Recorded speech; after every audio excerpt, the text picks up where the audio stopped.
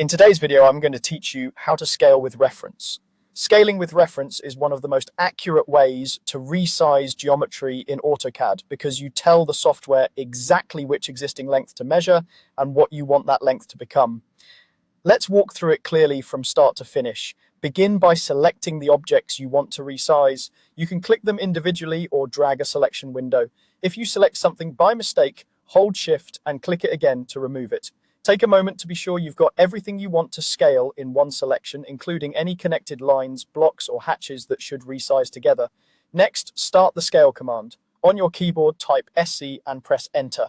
This activates the tool that will resize your selected objects. AutoCAD now asks for a base point. Click a point on your object that you want to use as the anchor for the scale. Pick something meaningful, like an endpoint, a corner, or a midpoint is reliable. Using object snaps such as endpoint or midpoint here is highly recommended because your base point won't move. Everything will scale around it. With the command active, turn on the reference option, type R and press Enter. This tells AutoCAD that you'll provide a known current length and a desired new length so it can compute the exact scale factor for you. Now define the reference length. Click 2 points on your object that represent the current real-world length you're basing the scale on. For example, if a doorway edge to edge is supposed to be a specific size, click precisely at each end of that doorway.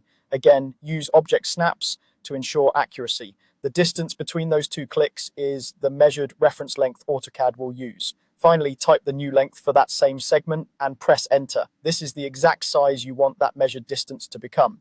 Make sure you're typing the value in the same units your drawing is set to use. As soon as you confirm, AutoCAD scales the entire selection proportionally so that your reference segment matches the new length perfectly, all pivoting around the base point you chose earlier.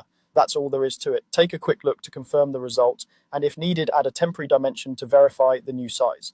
Using scale with reference gives you precise control without guessing a scale factor, and it's ideal for bringing imported details, blocks, or legacy drawings to exact dimensions quickly and confidently.